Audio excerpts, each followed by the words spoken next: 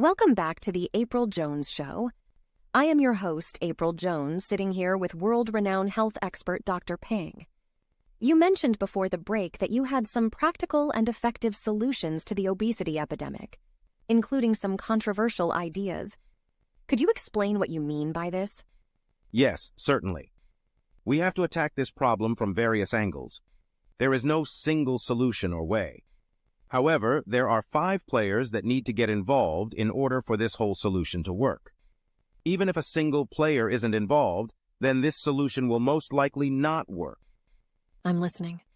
The first player is the big food corporation industry as a whole. These big food corporations don't want to change because they have the most to lose. Why would they want to change if they make so much money, right? Of course. So the only way these huge food companies will ever change is if their profits are significantly reduced or if their brand or product is perceived as detrimental to consumers' health. Could you share any examples? Let me give you a hypothetical example.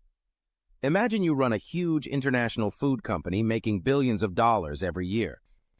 One day there's a buzz on social media from a post that's gone viral that your food products are actively contributing to consumer obesity, diabetes, cancer, and heart-related issues. As a result, people stop buying your products and you see your profits suddenly plummet. The damage has been so significant to your brand that people now associate bad health with all your products and subsequently stop purchasing anything you make. Now, because of one little viral social media post, your food company is suddenly facing the real possibility of bankruptcy or a huge reduction in earnings. Consumers start to become aware of what's being put inside their food and choose out of necessity healthier alternative options. You have to realize this is the only reason a big, profitable multinational food corporation will ever change. So fear of losing money and becoming bankrupt is the only primary motivating factor for these big multinational food corporations. Yes, and more specifically what I'm saying is that these food corporations' bottom line is more important than the health of the consumer. Their interests aren't in alignment with the health of the consumer. It never was to begin with. Some of the ingredients that are put inside foods today, like chemical additives, harsh preservatives, and artificial coloring, were unfathomable 100 years ago. Let me give you some examples. Aspartame, a substitute for sugar found in many soft drinks, has shown direct links with obesity, depression, brain tumors, and even brain cancer. Monosodium glutamate, or MSG, found in much Chinese food, is known to cause rapid heartbeats and numbing around the body. Emulsifiers, which allow liquids to combine when they normally wouldn't, are known to cause chronic fatigue and inflammation in the body. Benzoic acid, which is added to milk and meat products, is known to temporarily inhibit proper digestive functioning and hyperactivity in children. High fructose corn syrup, which helps preserve the freshness to maintain longer shelf life in foods at your local supermarket, is widely known to cause cancer, diabetes, heart disease, and high blood pressure. The list goes on and on. All of these chemicals are also highly addictive. My point here is that the consumer does have the power to change what the food companies manufacture. If consumers demanded healthier food options by sharing their current discontent on social media and stopped opening their wallets, the food industry would have no choice but to manufacture healthier products that would be good for the consumer. Both parties' interests would be aligned. The consumer would get to eat foods that would be healthy for them, while the food companies would still get to increase their bottom line. This is simple in theory, but much more difficult to execute in real life, but it would be a huge step in the right direction for both parties. That was very incisive. Okay, what about the second player, and what can that be? The second player is the government. The government has the most power to implement immediate changes to the food industry as of right now. I have 2 examples that come to mind immediately.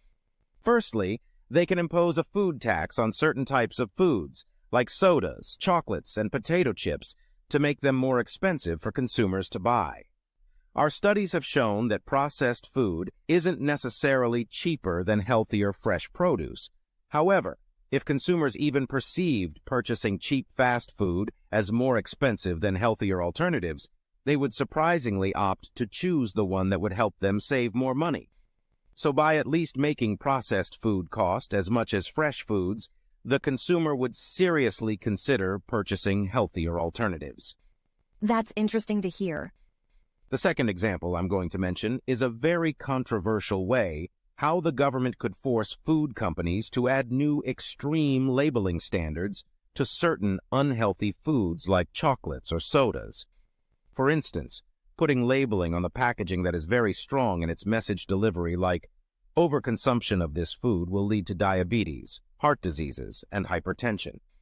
Even in extreme cases, adding graphic images could be new possible ways to deter consumers from purchasing these food items. Really? Graphic images? I'm not a fan of that idea. Yes, I'm not particularly a fan of graphic images either. But so far in 28 countries, since graphic images on tobacco products were introduced, it's been an extremely effective way to reduce the number of people currently smoking, or has made people stop smoking. That seems a little too extreme for me. I'd hate to see these types of images in my supermarket aisle. Maybe it's a little crass, however. There's no denying its effectiveness. If you can get people to see the pain and the real-life consequences of consuming these types of products in their minds, then it might get people to stop and think about ever purchasing them. I'm sure the big food corporations won't be happy to hear any of this. My goal isn't to destroy big food corporations, but for them to be responsible for what their products are doing to consumers. Again, there has to be some sort of careful balance between economics and health, but it would show that the government's interests are much more aligned with its citizens than with big food corporations and big money. And what about the third player? The third player is food and health education at schools and healthcare providers. If schools started to bring back home economics into their curriculum and made it mandatory for all students to learn basic home cooking, food, and nutrition, not only would all students be learning a very valuable life skill in preparing their own meals, they would be more aware and conscious of what they put inside their body and hopefully choose to live a healthier lifestyle. Shockingly, some children living in some inner-city suburbs here in the States didn't even know what broccoli was. Unbelievable. That's shocking. Secondly, healthcare providers such as hospitals, doctors, and health insurance plans must be incentivized by the government to promote patients implementing a healthy diet and lifestyle. This could mean banning all fast food and vending machines at hospitals and adding healthier food options, health insurance plans that incentivize weight control of patients, and doctors who educate patients on making simple and practical ways to make better food decisions. Wow! You've given us a lot of amazing advice so far, Dr. Pang, but we need to take another quick commercial break right now. When we come back, Dr. Pang will explain who the last two players in the solution to this obesity epidemic are. Stay tuned. Thank you for watching. Please subscribe, like, and share our videos. Okay, see you next time. Bye!